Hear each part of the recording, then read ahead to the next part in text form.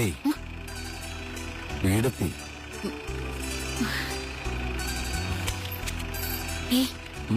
Thanks.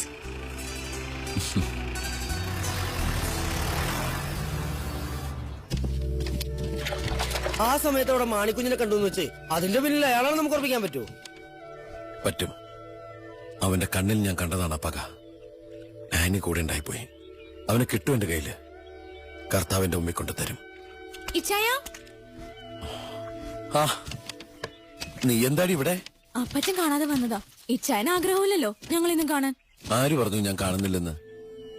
അമ്മച്ചി നീയും പള്ളിയിൽ വരുന്നതും നീ പഠിക്കാൻ പോകുന്നതൊക്കെ പാപ്പിച്ചന്റെ കൺമുമ്പിലൂടെ അല്ലേ? അമ്മച്ചിയുടെ മുമ്പിൽ വന്ന് ഒരു സീൻ ഉണ്ടാക്കാൻ തൽക്കാലം താല്പര്യമില്ല. ഇച്ചായൻ എന്തിനാ അപ്പച്ചനെതിരെ കേസ് കൊടുത്തേ? അപ്പച്ചന്റെ പിടിപ്പീട് മുതലെടുക്കുന്ന ആൾക്കാരെ ഇപ്പൊ കൂടെ ഉള്ളത്. നീയും കൂടി അനുഭവിക്കേണ്ട മുതലല്ലേ? ഒരുപാട് ആലോചിച്ചിട്ട് ഇച്ചാൻ ആ വഴിയെ കണ്ടുള്ളൂ മോളെ. ഒരു യുദ്ധമാകുമ്പോ അങ്ങനെ പലതും ഉണ്ടാവും. അത് വിട്. അല്ല, നിരപ്പേൽ മത്തായി എന്ത് പറയുന്നു? അത് പറയാനാ ഞാനിപ്പോ ഇങ്ങോട്ട് വന്നത്. അമ്മച്ചിയുടെ പേരിലുള്ള 5 ഏക്കർ പറമ്പില്ലേ, അത് കൊടുക്കാൻ പോവാ. ആ സ്ഥലോ? കേസ് കൊടുത്തപ്പോ ആ സ്ഥലം ഞാൻ ഒഴിവാക്കിയത് അത് അമ്മച്ചിയുടെ പേരിലായതുകൊണ്ടാ. ആ ശശാങ്കനാ ഇതിനുള്ള ഏർപ്പാടൊക്കെ നടത്തണേ. പറമ്പ് വെടിപ്പാക്കാൻ നാളെ JCB ഒക്കെ വരുന്നുണ്ട്. നീ പൊക്കോ.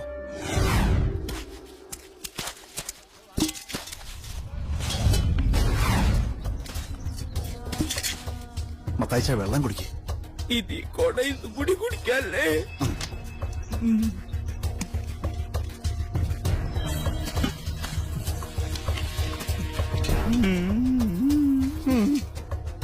ഏകദേശം 1500ഓളം വർഷം പഴക്കമുണ്ടെന്ന് കരുതപ്പെടുന്ന അതിപുരാതന സംസ്കാരത്തിന്റെ അവശേഷിപ്പുകളാണ് പ്രിയങ്കരനും പ്രമാണിയുമായിട്ടുള്ള നിരപ്പേൽ മത്തായിയുടെ പറമ്പിൽ നിന്ന് കണ്ടെത്തിയിരിക്കുന്നത്. JCB കൊണ്ട് പറമ്പ് വൃത്തിയാക്കുന്നതിനിടയിലാണ് ഈ അമൂല്യ വസ്തുക്കൾ കണ്ടെത്തിയത്. ഇപ്പോൾ നമ്മളോടൊപ്പം JCBയുടെ ഡ്രൈവറായി ശ്രീ വേലായുധനുണ്ട്. നമുക്ക് വേലായുധനോട് ചോദിക്കാം. പറയൂ വേലായുധൻ, താങ്കളാണോ ആദ്യം കണ്ടത്, അതോ JCB ആണോ ആദ്യം കണ്ടത്, അതോ ഈ നാട്ടുകാരാണോ ആദ്യം കണ്ടത്? പറയൂ. ആദ്യം കണ്ടത് ഞാൻ തന്നെയാണ്. ഞങ്ങളിത് ആ കിഴക്കൻ മൂലയില് മണ്ണെടുത്ത് തുടങ്ങിയായിരുന്നു. വെറുതെ പറയല്ല, എടുത്തപ്പോ തന്നെ എനിക്ക് മനസ്സിലായി ഈ മണ്ണ് സാധാരണ മണ്ണല്ല. JCBയുടെ പല്ലിറങ്ങണില്ല. ഞാനത് എന്റെ അസിസ്റ്റന്റ് പയ്യനോട് പറയുകയും ചെയ്തു. അതെ ആശാനോട് പറയുകയും ചെയ്താ. ഞാൻ പറയാൻ ഞാനാ ഡ്രൈവർ. വൃത്തിയാക്കി ചെല്ലും തോറും എനിക്ക് ഉള്ളിൽ ആദ്യമായി. അതെന്താ, പണി കഴിഞ്ഞാൽ പൈസ കിട്ടില്ല എന്നുള്ള ആദ്യമായി? പൈസ നേരത്തെ കിട്ടിയല്ലോ. അതല്ല, ഒരു സ്ഥലത്ത് എത്ര കുടിച്ചിട്ടും പല്ല് പിടിക്കുന്നില്ല. അവസാനം ഞാൻ ഇറങ്ങി ചെന്ന് നോക്കിയപ്പോഴല്ലേ ദേ കെടുക്കണ കുറെ പുണ്യ പുരാതന സാധനങ്ങള്. ശരിയാ, ആര് കേട്ടാലും വിശ്വസിക്കില്ലേലും ഞാനൊരു കാര്യം പറയാം. അതിന്റെ ചുറ്റും ഞാനൊരു വെളിച്ചം കണ്ടതാ. നന്ദി ശ്രീ വേലായുധൻ. ഇതിന്റെ കൂടുതൽ വിശേഷങ്ങൾ അറിയാൻ വേണ്ടി നമുക്ക് ശ്രീ നിരപ്പേൽ മത്തായിയെ സമീപിക്കാം. ഈ അമൂല്യ വസ്തുക്കൾ കണ്ടെത്തിയതിനെ തുടർന്ന് 5 ഏക്കർ വരുന്ന ഈ സ്ഥലം നിരീക്ഷണ വിധേയമായി ആർക്കിയോളജിക്കൽ ഡിപ്പാർട്ട്മെന്റ് ഏറ്റെടുത്തിരിക്കുകയാണ്. ആർക്കിയോളജിക്കൽ ഡിപ്പാർട്ട്മെന്റ് ഏറ്റെടുത്ത ഈ അപൂർവ ഭാഗ്യത്തെ താങ്കൾ എങ്ങനെ നോക്കിക്കാണും? ആർക്കിയോളജി ഡിപ്പാർട്ട്മെന്റ് അമ്മ വളരെ സന്തോഷം തോന്നുന്നു. സന്തോഷം കൊണ്ട് എനിക്കിരിക്കേ വയ്യേ. സന്തോഷാസുക്കളാ. പാപ്പി ഒരു PPLടാ. മന്നാടിയാരുടെ കടയുന്ന പുരാതന സാധനങ്ങളെല്ലാം വാങ്ങിച്ചാൽ എത്രയാടാ? 40,000. ഓ, JCBയുടെ ഡ്രൈവർക്ക് എത്ര? 10,000. പിന്നെ ആർക്കിയോളജി ഡിപ്പാർട്ട്മെന്റ്. ആക്രിയോളജി അല്ലടാ, കഴുത. ആക്രിക്കോളജി. അയ്യോ, എന്താണെങ്കിലും നല്ല ആർത്തിയുള്ള ആൾക്കാരായിരുന്നു. അവർക്കൊരു 10,000 വേറെയും കൊടുത്തു. ഓ, കുറച്ച് കൂടി പോയി. 36% പലിശക്ക് നമ്മുടെ ടൗണിലെ ജോസന്റെ അടുത്ത് വാങ്ങിച്ച. എന്നാലും സാരില്ല, അപ്പച്ചനിട്ട് ഒരു മുട്ട പണി കൊടുക്കാൻ പറ്റിയല്ലോ. 5 ഏക്കറാ സർക്കാരിലേക്ക് പോയത്. ഇത് കുറച്ച് കടുത്തു പോയി പാപ്പിച്ചായ. എന്തോരം അധ്വാനിച്ചുണ്ടാക്കിയ മണ്ണ. ഇതൊക്കെ ചുമ്മാ. സ്ഥലത്തിന് ഒരു ചുക്കും പറ്റത്തില്ല. ആ ഉറപ്പൊക്കെ ഞാൻ വാങ്ങിയിട്ടുള്ളതാ. ഒരു 2 മാസം ഉണ്ടാവും ഇതിന്റെ ചൂട്. ശരിക്കുള്ള അന്വേഷണം വന്ന സംഗതി പൊളിയും. വല്ല കള്ളന്മാരും തൽക്കാലം കുഴിച്ചിട്ടാന്ന് വിചാരിച്ചോളും. ഓ, കാഞ്ഞ ബുദ്ധിയാ. അമ്മച്ചിയുടെ സ്ഥലല്ലടാ. അത് പോകാതെ ഞാനല്ലാതെ വേറെ ആര് നോക്കാനടാ?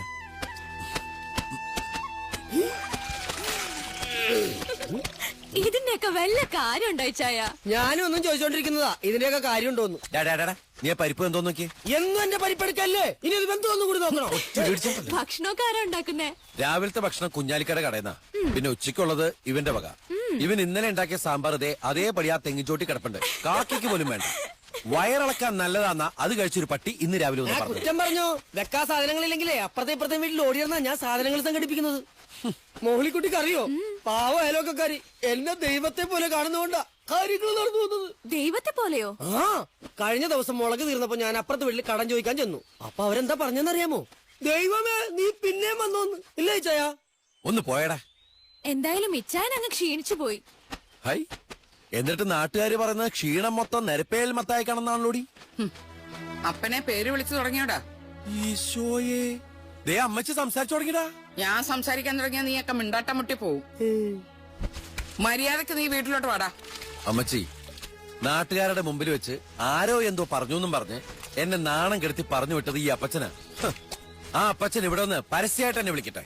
വീട്ടിലേക്ക് അപ്പ ഞാൻ വരാം. നിങ്ങൾ അപ്പനും മോനും വാശി കാണിച്ചോണ്ടിരുന്നു.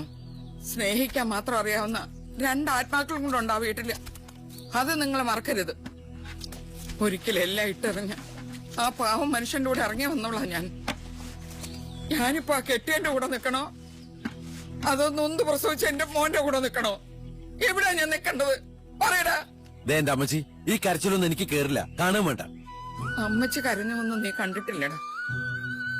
ഇപ്പൊ താമസിക്കുന്ന വീട്ടിലേക്ക് വന്നു കയറുമ്പോ ഞങ്ങൾക്കൊരു കൈക്കുഞ്ഞും കൂടി ഉണ്ടായിരുന്നു, നിന്റെ മൂത്തത്. എന്റെ കൊച്ച് ആ കിടപ്പുറത്ത് നെഞ്ചത്ത് ഇപ്പോഴും ഒരു പെടച്ചില്ല. മലമ്പലി പിടിച്ച് ചികിത്സിക്കാൻ ഗതിയില്ലാതെ ഈ കൈ കിടന്ന താലോളിച്ച് കൊതി തീർന്നില്ലായിരുന്നു. അപ്പോഴത്തേക്കും കർത്താവ് അങ്ങ് തിരിച്ചു വിളിച്ചു. നീ ഇപ്പൊ തോപ്പിക്കാൻ നോക്കുന്ന നിന്റെ അപ്പച്ചനുണ്ടല്ലോ, അന്നെന്നെ എന്തോ പറഞ്ഞ് ആശ്വസിപ്പിച്ചെന്നറിയാവോ? നമുക്കൊരു മോനെ കർത്താവ് തരും, അവൻ നമുക്ക് എല്ലാ സുഖവും സന്തോഷവും തന്നു നമ്മളെ പൊന്നുപോലെ നോക്കുമെന്ന്. ആ പാവം മനുഷ്യനോടാ നീ ഇപ്പൊ നിന്റെ ഈ വേണ്ടാത്ത വാശിയൊക്കെ കാണിക്കുന്നേ. നിങ്ങളുടെ അപ്പന്റെയും മോന്റെയും ചിരിയും കളിയും തമാശയും കൊണ്ട് നമ്മുടെ വീടൊരു സ്വർഗമായിരുന്നടാ. എപ്പോഴാടാ മോനെ നിന്റെ ഉള്ളിൽ സാത്താൻ കയറിയത്? സാത്താൻ കയറിയത് എന്റെ ഉള്ളിലാണോ അപ്പച്ചന്റെ ഉള്ളിലാണോന്ന് അമ്മച്ചി തണുത്ത മനസ്സിലൊന്ന് ആലോചിക്ക്. കുട്ടാപ്പി, ഒരു വീട്ടിൽ കൊണ്ടാക്കണം.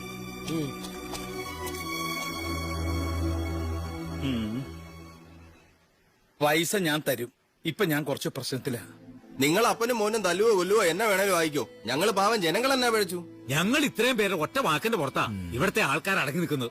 2 ദിവസത്തിനകം സംഗതി തീരുമാനം ആയില്ലെങ്കിൽ അടുത്ത നടപടി നോക്കുന്ന മാർക്കറ്റിലുള്ളവർ പറയുന്നു. പലതവണയായി ഞങ്ങളിത് പറയുന്നു. അതുകൊണ്ട് മത്തായി ചേട്ടൻ എത്രയും പെട്ടെന്ന് ഇതിനൊരു പരിഹാരം കാണണം. നിങ്ങളോടുള്ള സ്നേഹം കൊണ്ടാ പറയുന്നത്. നടക്ക് നടക്ക്. പാപ്പിച്ചാനുണ്ടായിരുന്നപ്പോ റോളിംഗ് പരിപാടികൾ പുള്ളി തന്നെ ചെയ്യുമായിരുന്നു. മത്തായി ചേട്ടനോ ഞാനോ ഇവിടെയുള്ള മറ്റുള്ളവരോ ഒന്നും അറിയേണ്ടി വന്നിട്ടില്ല. പൈസയുടെ കാര്യത്തിൽ അത്ര കൃത്യമായിരുന്നു പാപ്പിച്ചായൻ. എടോ, ആ ചൂളപ്പറമ്പിലെ ശോശാമ്മയുടെ മോള് പ്രസവിച്ചു എന്ന് കേട്ടല്ലോ. ആൺകുട്ടിയാ? ആ, ആൺകുട്ടിയാ? എന്ത് കാര്യം.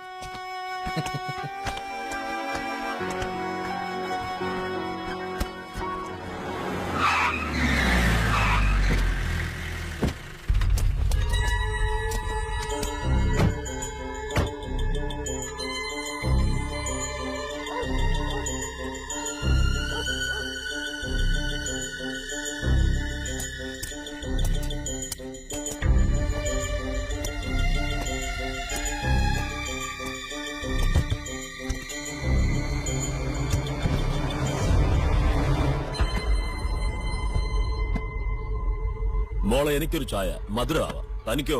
മത്തായച്ചിന് വേണ്ട. ഇപ്പൊ ഗുളിക കഴിച്ചതല്ലേ ഉള്ളൂ. പ്രഷറിന്റെ ആയിരിക്കും അല്ലയോ? ഈ പ്രഷറിന്റെ ഗുളികയ്ക്ക് ഒരു പ്രത്യേകതയുണ്ട്. കഴിക്കാൻ തുടങ്ങിയാ പിന്നെ ആജീവനാന്ത നിർത്താനൊക്കത്തില്ല. അത് തന്നെ ആ ജീവിതത്തിന്റെ കാര്യത്തിലും. നമ്മൾ തോറ്റു കൊടുക്കാൻ തുടങ്ങിയോ തോക്കാനേ നേരം കാണത്തുള്ളൂ. എന്നെ മറന്നുപോയി മത്തായച്ച. നമ്മൾ ഒരു തവണയെ കണ്ടിട്ടുള്ളൂ. എങ്ങനെ മറക്കാനല്ലയോ? ഉടുമുണ്ട് അഴിച്ചു നിർത്തിച്ച ആളുകളല്ലയോ? ഉള്ളത് പറയാലോ, അന്നേരം എനിക്ക് ദേഷ്യമല്ല അസൂയ തോന്നിയത്. ആളുകൾക്ക് നിങ്ങളോടുള്ള സ്നേഹവും വിശ്വാസവും കണ്ടപ്പോ.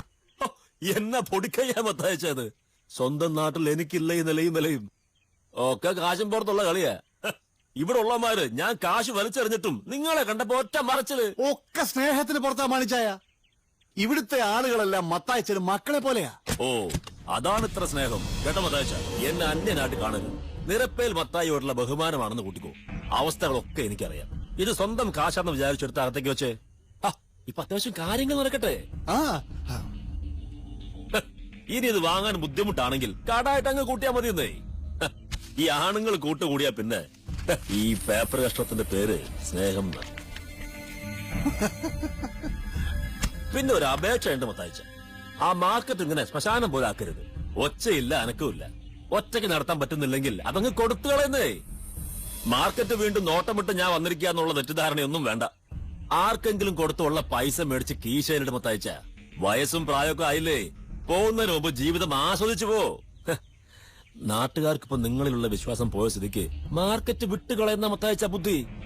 മാണിക്കുഞ്ഞെ, തനിക്ക് എന്നോടുള്ള സ്നേഹത്തിന്റെ ആഴവും അതിന്റെ ഉദ്ദേശവും മനസ്സിലാകാഞ്ഞിട്ടല്ല ഞാൻ ഇത്രയും നേരം മിണ്ടാതിരുന്നത്. ഈ വീട്ടുമുറ്റത്ത് വന്ന് ഏത് പട്ടി കുറച്ചാലും ഞാൻ കുറച്ചു നേരം കേട്ടു നിൽക്കും. കാര്യമുള്ള കാര്യത്തിനാണോ അതോ നമ്മളെ വെറുതെ ആക്കാനാണോ ആ കുരാന്നറിയാൻ. ഇനിയും വിട്ടു തന്നാൽ ഇയാൾ എന്റെ അപ്പന് വില പറയും. അതുകൊണ്ട് മാണിക്കുഞ്ഞു മുതലാളി ബലപ്പെട്ട് കയറ്റി വെച്ച ആ കാലിറക്കിയിട്ട് ഒന്ന് എണീറ്റേ. എന്നിട്ട് നേരത്തെ പറഞ്ഞ സ്നേഹം നിറച്ച ഈ പെട്ടിയെടുത്തേ. ആ വിട്ടോ വിട്ടോ, പുറത്തേക്ക് വിട്ടോ.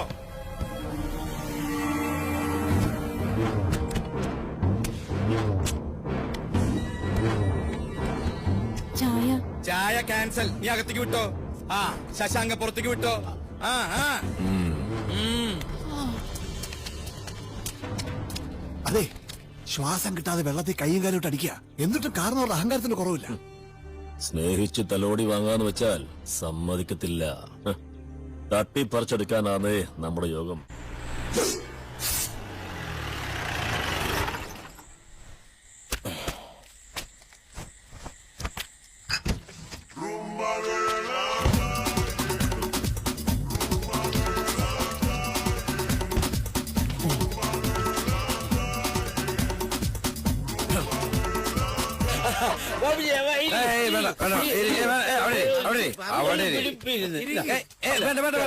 കണ്ണി കണ്ട ആക്രി ഉക്രികൾ വാറ്റിയൊന്നും കഴിക്കാൻ ഈ പാപിച്ചാനെ കിട്ടില്ല.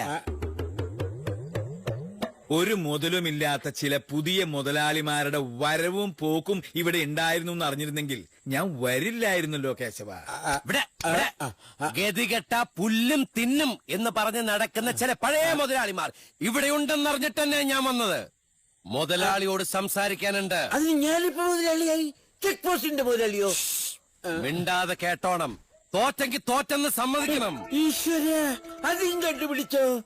തോറ്റതാ 10ാം ക്ലാസ്സിൽ. തോറ്റത് മറച്ചു വെച്ചുകൊണ്ട് കള്ള സർട്ടിഫിക്കറ്റ് ഉണ്ടാക്കി ഞാൻ ഈ ജോലി കയറിയത്. പെൻഷൻ ആവാറായി. മിണ്ടാതെ കേക്കടോ മാപ്പിള. മാപ്പിളയോ? ഒറ്റയ്ക്ക് നിൽക്കാൻ കേൾപ്പില്ലെന്നുറപ്പായപ്പോ ചില വരുത്തന്മാരുടെ കൂട്ടുപിടിച്ച് ഇവിടുത്തെ പാവപ്പെട്ട നാട്ടുകാരുടെ വയറ്റത്തടിക്കാൻ നോക്കിയ ഈ പാപ്പി വെറുതെ ഇരിക്കത്തില്ല. വെറുതെ ഇരിക്കാൻ പറ്റാത്തത് മൂലക്കുരുവിന്റെ അസുഖം ഉള്ളത് കൊണ്ടാ. ദൈവമേ, അതും പുറത്തറിഞ്ഞ സമ്മതിക്കില്ല ഞാൻ. പറയാനുള്ളത് വളച്ചിട്ടതാ പറ. അതാണ് തുപ്പാൻ. എന്നാ കേട്ടോ, ഈ നാട്ടിലെ മാർക്കറ്റ് അതെന്റെയും കൂടി അധ്വാനോ. അത് എവിടുന്നോ വലിഞ്ഞു കയറി വന്ന ഒരു മാണിക്കുഞ്ഞിനെ മറിച്ചു വെക്കാൻ പോവാന്ന് ഒരു ജനസംസാരം കേട്ടു. സമ്മതിക്കില്ല ഞാൻ. നിന്റെ സമ്മതം ആർക്ക് വേണടാ? ഈ നിമിഷം വരെ ഞാൻ ഉറപ്പിച്ചിട്ടില്ലായിരുന്നു. പക്ഷെ ഇപ്പൊ ഞാൻ പറയാ, നിന്നോടുള്ള വാശിപ്പുറത്താന്ന് കൂട്ടിക്കോ. മാർക്കറ്റ് ഞാൻ മാണിക്കുഞ്ഞിന് വിൽക്കാൻ പോവാ. നീ ഒരു കോപ്പും ചെയ്യില്ല. എനിക്ക് കിട്ടുന്ന പൈസക്ക് ഞാൻ കൊടുക്കും. എന്റെ കൊക്കിന് ജീവനുണ്ടെങ്കിൽ ഞാനത് ചെയ്യും. ആരാണെങ്കിൽ തടയടാ. അത് തടയാൻ പറ്റിയില്ലെങ്കിൽ പാപ്പി ചത്തന്നു കൂട്ടിയാ മതി. പാപ്പിച്ചായന്റെ ആ പറച്ചിൽ എന്തോ പന്തികളുണ്ടല്ലോ മത്തായിച്ച. ഒന്ന് പോടോ. ആ ശശാങ്കൻ എവിടെ? എന്തായാലും നിങ്ങളിപ്പോ ചെല്ല്. ഞാൻ എന്താ വേണ്ടെന്നൊന്ന് ആലോചിക്കട്ടെ. ശരി.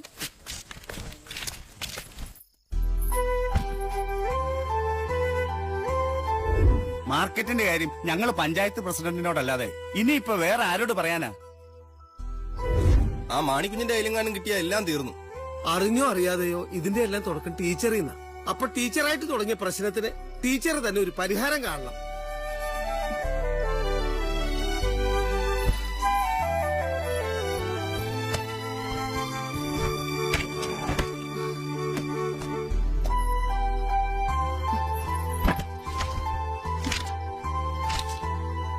ഞാൻ അധികാരത്തിൽ വന്നാൽ ഒരു ജനപ്രതിനിധി എന്ന നിലയിൽ ഈ നാടിന് ചെയ്തു കൊടുക്കുന്ന ഏറ്റവും വലിയ കാര്യം സഹകരണ സംഘം. ഞാൻ ഏറ്റവും പ്രതീക്ഷയോടെ കാണുന്ന എന്റെ സ്വപ്ന പദ്ധതി. നിലവിൽ നരപ്പേൽ കുടുംബത്തിന്റെ വകയായ മാർക്കറ്റ് ഈ പദ്ധതിക്കായി മാറ്റിവെക്കാനാണ് തീരുമാനം. മാർക്കറ്റിൽ തന്റെ ഉൽപ്പന്നം കർഷകൻ എത്തിച്ചാൽ പഞ്ചായത്തിന്റെ മേൽനോട്ടത്തിൽ അവ ലേലത്തിൽ വെക്കുന്നു. പുറത്തു നിന്നുള്ള കച്ചവടക്കാരെ ഈ മാർക്കറ്റിലേക്ക് ആകർഷിക്കുക എന്നുള്ളതാണ് ഏറ്റവും പ്രാധാന്യമേറിയ കാര്യം. ലേലത്തിൽ വിൽക്കപ്പെടുന്ന ഉൽപ്പന്നങ്ങൾക്ക് കിട്ടുന്ന ലാഭത്തിന്റെ 80% കർഷകർക്കും 20% സഹകരണ സംഘത്തിന്റെ നടത്തിപ്പിനുമുള്ളതാണ്. പദ്ധതി പ്രാവർത്തികമാകുന്നതോടെ ഇത്തിരി കണ്ടത്തിലെ ജനങ്ങൾക്ക് നിലവിലുള്ള വരുമാനത്തിന്റെ ഇരട്ടിയുടെ ഇരട്ടി ലാഭം കയ്യിൽ വന്നു ചേരുന്നു.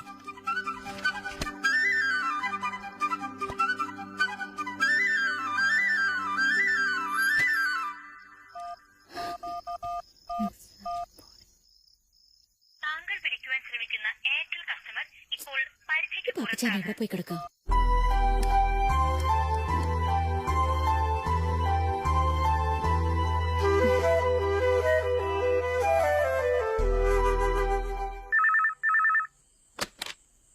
ഹലോ ഹലോ ദാസമാഷേ, ആനിയ. ആ. ഈ രാത്രി വിളിച്ച് ശല്യപ്പെടുത്താന്നറിയാം, പക്ഷെ എനിക്ക് ഇപ്പൊ തന്നെ ഇത് മാഷിനെ വിളിച്ച് പറയണമെന്ന് തോന്നി. എന്നതാ ടീച്ചറെ? മാഷേ, അവസാനം മാർക്കറ്റിന്റെ കാര്യത്തിൽ നമ്മൾ ഒരു പരിഹാരം കാണാൻ പോവുക. ഒരു ഉഗ്രൻ ഐഡിയ. നിരപ്പേൽക്കാര് ആ മാർക്കറ്റ് ആർക്കും കൊടുക്കുന്നില്ല, പകരം പഞ്ചായത്ത് അതങ്ങ് ഏറ്റെടുക്കുന്നു. ഓ,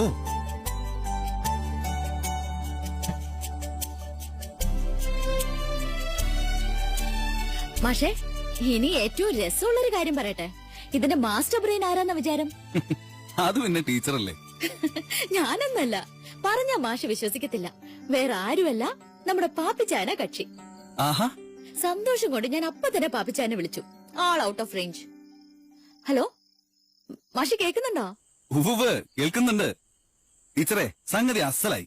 ഞാനും ഇപ്പൊ അതിന്റെ ത്രില്ലില്ല. ഇത് കലക്കും. നോക്കിക്കോ, പ്രസിഡന്റിന്റെ കിരീടത്തിൽ ഇതൊരു പൊൻതൂലാവും. അപ്പൊ നമ്മൾ രാവിലെ കാണും. എന്നാ ശരി, ഗുഡ് നൈറ്റ്. മര്യാദക്കാ വണ്ടിയെ പോന്നാ പോലായിരുന്നോ? കുറച്ച് നടക്കാന്ന് പറഞ്ഞിട്ട് ഇപ്പൊ കൊറേ ആയി. വണ്ടിയിൽ വരായിരുന്നു അല്ലേ? പിന്നല്ലാതെ. അല്ല, എന്താ മത്തായച്ചിന് പറയാനുണ്ടെന്ന് പറഞ്ഞു? ഓ, ഈ മാണിക്കുഞ്ഞ് നല്ലവനാണോ ശശാങ്ക? അതന്നെ മത്തായച്ച ഇപ്പൊ ഇങ്ങനെ ഒരു ചോദ്യം. അല്ല, ഞാൻ ചില കാര്യങ്ങളൊക്കെ മനസ്സിൽ കാണാം. നിന്നോട് ഒരു അഭിപ്രായം ചോദിച്ചേ ഉള്ളൂ.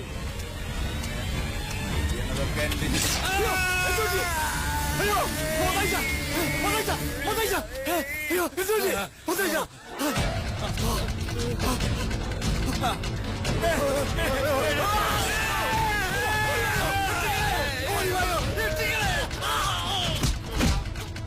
അയ്യോ,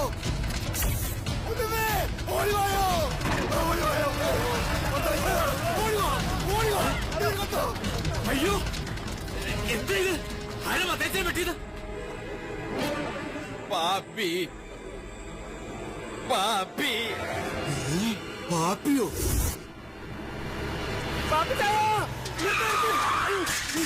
ചാവാൻ ഇറങ്ങിയതാണോടാ? പാപ്പിച്ചാൻ അവിടെ പോയതാ. ഒരു വാക്ക് പറഞ്ഞിട്ട് പോകണ്ടേ? ഇന്നലെ രാത്രി തുടങ്ങിയ അന്വേഷിക്കാത്തൊരു സ്ഥലമില്ല. മൊബൈലൊക്കെ ഔട്ട് ഓഫ് റേഞ്ച്. ടൗണിൽ കുറച്ച് കാശ് സംഘടിപ്പിക്കാൻ പോയതാ ആ മാർക്കിന്റെ കാര്യത്തിന്. എന്താ കാര്യം? പാപ്പിച്ചായ, എന്താടാ? അപ്പച്ചൻ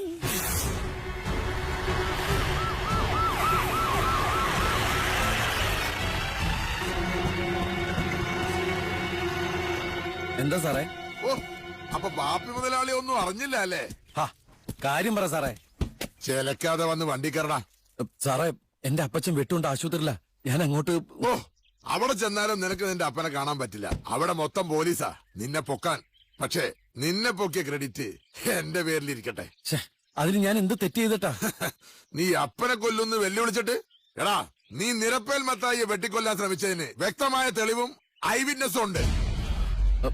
സാർ, ഞാൻ എന്റെ അപ്പച്ചന് സാർ സാർ എന്തൊക്കെയാ പറയുന്നത്?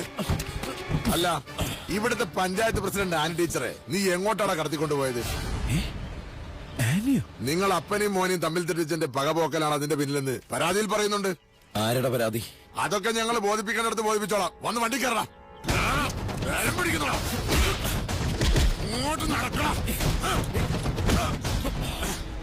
നീ വിളഞ്ഞ വിത്താന്ന് കേട്ടിട്ടുണ്ട്. അതുകൊണ്ട് ഈ വള കുറച്ചു നേരം നിന്റെ കയ്യിൽ കിടക്കട്ടെ.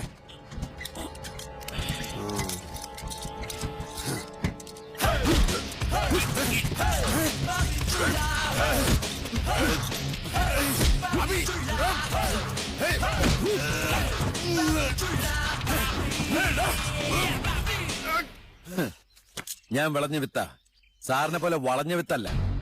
ഇപ്പൊ ഈ വള സാറിനെ കൂടുതൽ ചേരുക. ആണും പെണ്ണും കെട്ട സ്വഭാവ സാർ ഇപ്പൊ കാണിച്ച്. പാപ്പി നീ അബദ്ധം കാണിക്കരുത്. ഇപ്പൊ ഞാൻ സാറിന്റെ കൂടെ വന്നാൽ അത് അബദ്ധ. പിന്നെ ഈ പാപ്പി കുറച്ചു നാളത്തേക്ക് വെളിച്ചം കാണില്ലെന്നറിയാം. അപ്പച്ചനെ ആനിക്കും എന്നെ ഇപ്പൊ ആവശ്യ. അതുകൊണ്ട് കുറച്ച് സമയം എനിക്ക് വേണം. ആ പിന്നെ സാർ എനിക്കിപ്പോ ആവശ്യമില്ലാത്തെന്തോ തന്നല്ലോ. അപ്പൊ അത് ഞാൻ തിരിച്ചു തന്നു. പിന്നെ ചാവികൾ ഞാൻ കൊണ്ടുപോകുന്നില്ല, എവിടെയെങ്കിലും വെച്ച് മറന്നു പോകും. അതുകൊണ്ട് ഞാൻ വണ്ടിയിലിട്ടേക്കാം. ഇതിലുണ്ടേ. ഡീസൽ കുറവാണല്ലേ, താക്കോലിട്ടപ്പോ പാട്ടയുടെ ശബ്ദം കേട്ടെ. പാപ്പി നീ ഇതിന് അനുഭവിക്കും. ഒന്ന് പോ സാറേ. സാറിനെ കൊണ്ട് ഇതാരെ ചെയ്യിപ്പിക്കുന്നെന്ന് എനിക്ക് നന്നായിട്ട് അറിയാം.